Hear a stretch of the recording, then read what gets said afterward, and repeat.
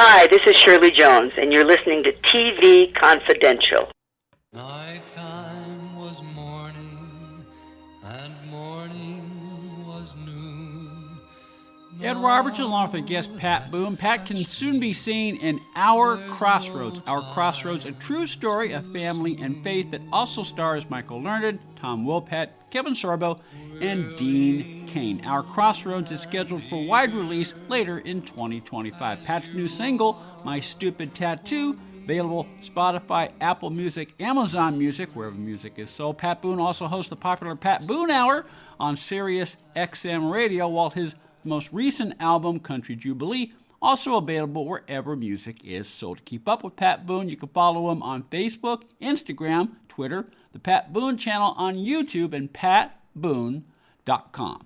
We've been talking about Our Crossroads.movie. We've been talking about The American Miracle, scheduled for release later in 2025. You mentioned some of your earlier movies. Earlier in our conversation. Two of your leading ladies happen to be two of my favorite actresses. One is Shirley Jones. One is Barbara Eden. What memories do you have of working with Shirley and Barbara?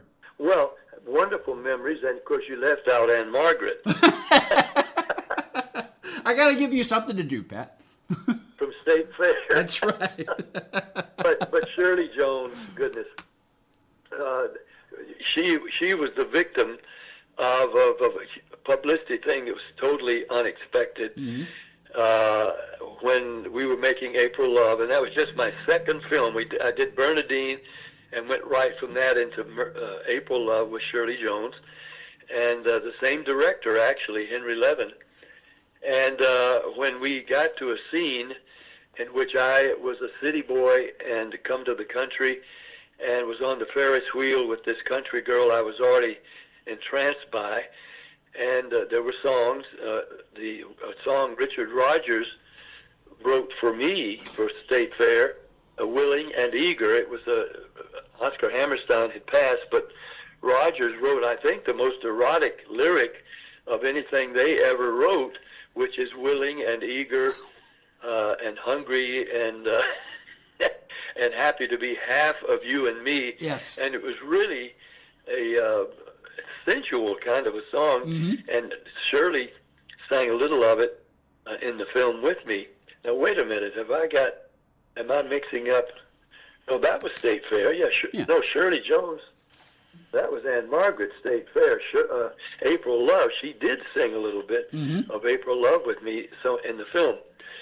And so it was not the Rodgers and Hammerstein song. I've got two films and two actresses confused.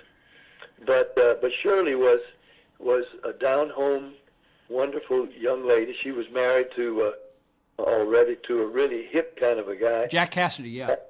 Jack Cassidy. I mean, he was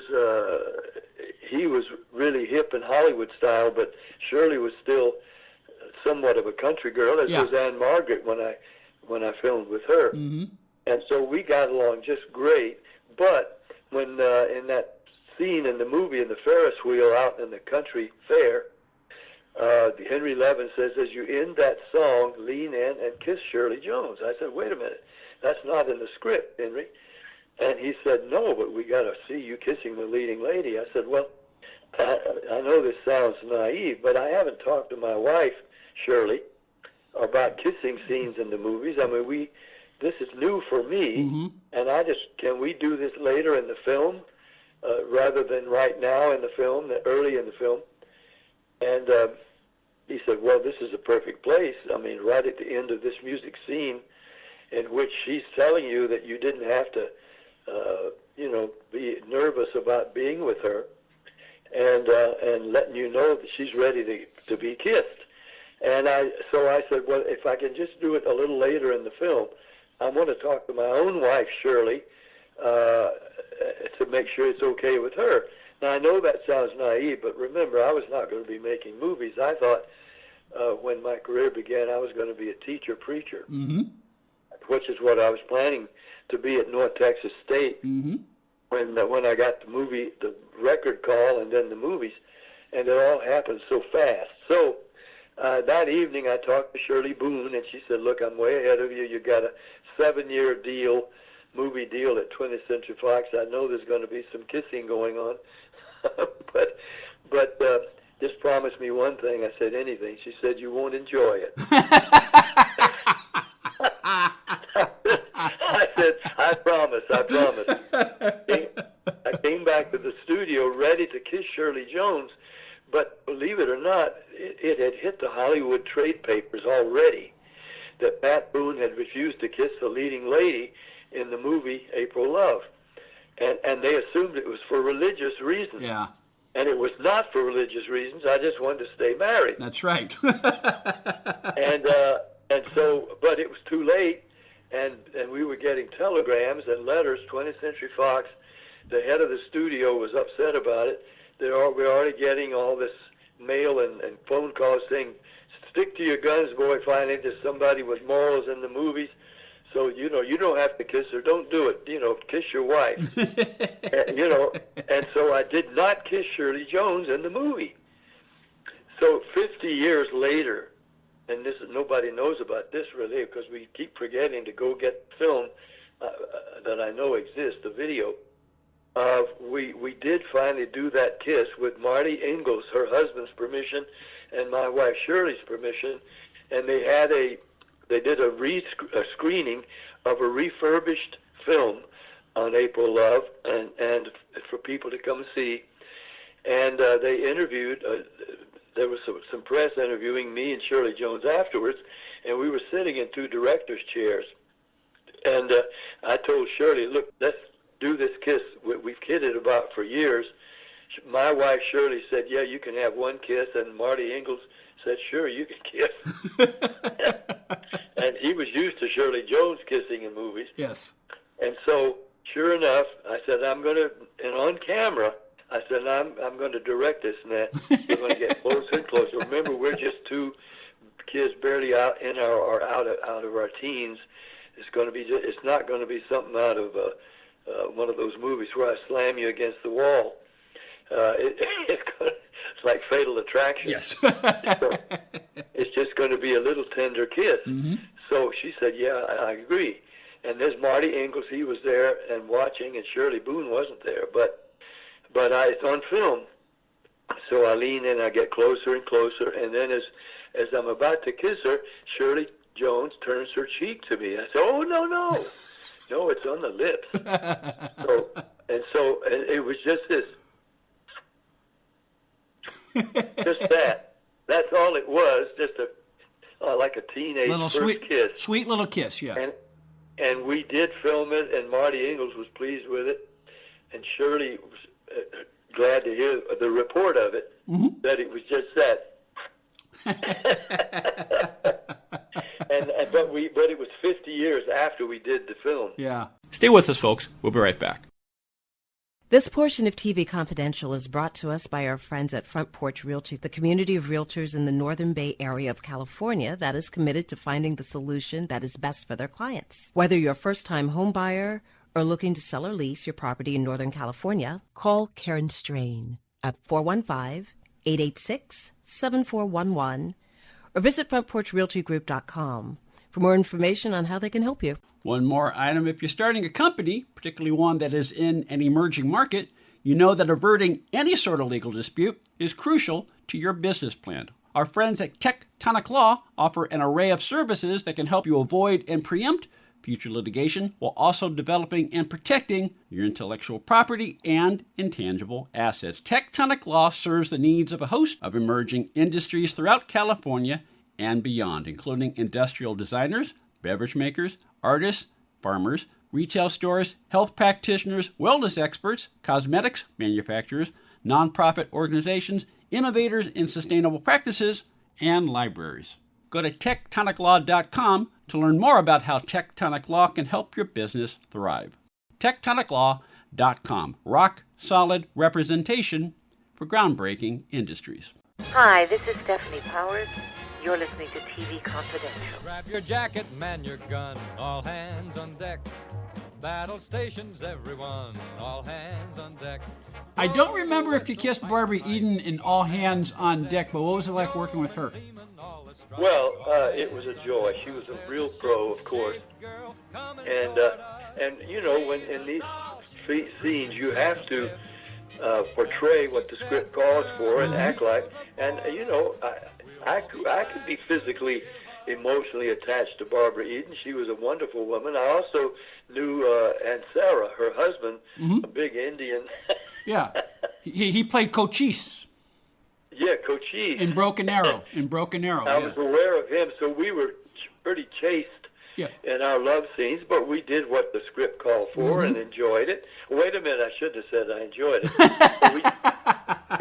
we enjoyed the work. Now, really, when I say that and laugh about it, in the kiss with Anne Margaret, which was a real smoocher, and she had just told me, but about to tell me that we couldn't go on because I was wanting to take her out to the farm, a pig farm, and her give up her singing career, and she knew that wasn't going to happen. Yeah. So, but we did a real kiss with her fingernails on my bare chest in the window, and I mean it was a real honest to goodness screen kiss.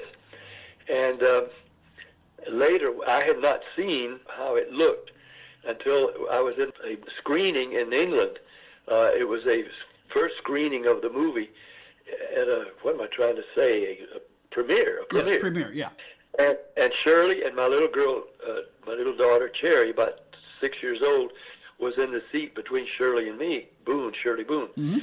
And when that scene happened, and of course it was real. I mean, it was a real kiss, and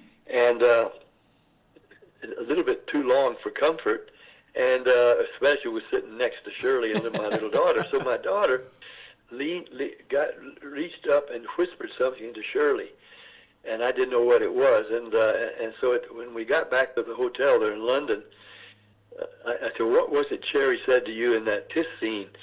She said, "You're a very lucky man." She said, "Don't worry, Mommy, he's just acting." That's right.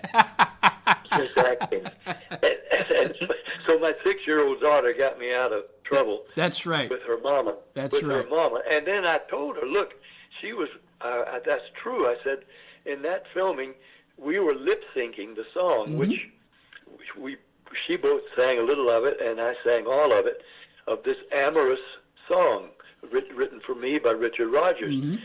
But I had to worry about the shadow of my nose, which is the shadow of my nose.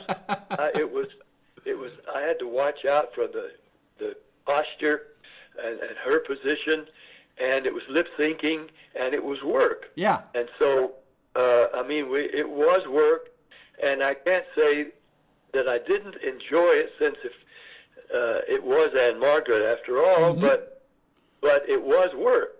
Yeah, because you got a lot of plates spinning at the same time, and lip syncing is almost as hard as dubbing. When you come in post production and you have to re-record something that's because you got to time it, and that's not easy. That's right. You know, I told Shirley all of this. Shirley Boone, all of this that I can truthfully say I didn't enjoy it in the strong, sensual, sexual sense. But of course, if it had been Mom's Mabley, it would have been a different thing. That's a different conversation altogether. I don't know if you remember who Mom's Mabley. I do. She was a black comedian, very sassy, very popular in the '60s. Yeah, and not the most attractive. No, she wasn't. The way she portrayed her. That was part of her act. But I would have preferred it be Anne Margaret to Mom's Mabley. The enjoyment factor was there, of course. Absolutely. Final. Before I forget, you mentioned Bernadine, which was your first movie. I think that's your first movie. That was also the movie that put Dick Sargent on the map years before he did Bewitched. Yes, right, and also, there was another guy who was the son of a famous, Bing Crosby's son. Oh, Gary Crosby, yeah. And no, that was in Main Attraction. not main attraction, but I'm getting the names of the films mixed up, about the West Point film. It was about me. We were cadets, but I don't think. But I can't remember now the name of the actress. So there are two different actors who didn't live long after. Are you talking about Ronnie Burns? Yeah, Ronnie Burns, George Burns' grandson. That's who it was. Yeah. Yeah, he's George Burns' grandson, and another guy who went off a cliff up on Mulholland in a car accident. And so I just waded through lots of things with lots of people, and was grateful to know them all. And my marriage remained intact. And now I could even not wince when my grandkids or great grandkids go to see those films, because I really have wondered this about the female actresses, especially, who have, soon become parents and grandparents, and their kids and their grandkids' friends. Is that your mama on the screen doing that? Or your grandmother doing that? And that's going to be you? And you're having to explain that to them, to these little kids? So I can truthfully say I never did anything that wasn't G-rated, and that I would wince if any of my grandkids see it. Absolutely. I hope they will, really. Absolutely. Pat Boone can be seen in Our Crossroads. Our Crossroads is scheduled for release in July of 2025. To keep up with information, ourcrossroads.movie, ourcrossroads.movie. He'll also be seen as Thomas Jefferson in The American Miracle, also scheduled for release in 2025. And you can see him right now in Regan, which is available streaming on demand, all major platforms. To keep up with Pat, you can follow Pat on Facebook, Instagram, Twitter, the Pat Boone channel on YouTube, and patboone.com. Pat Boone, I always enjoy talking to you. I look forward to our next conversation. Let me ask people to go to Amazon Prime and see Miracle in the Valley while you're at it. Absolutely. Absolutely. Okay. We'll do that as well. I paid for that film. I paid for most of the production of that film. Okay. Well, I believed in it so much. Okay. Thank you, Ed. We'll plug that as well. Miracle in the Valley, also known as Boone Bill Redemption. Miracle in the Valley, starring Pat Boone, Ed Asner, Diane Ladd, Robert Hayes, Richard Tyson, many, many others. Miracle in the Valley, available viewing on demand, Amazon Prime, Tubi, other streaming platforms. To keep up with Pat Boone, patboone.com.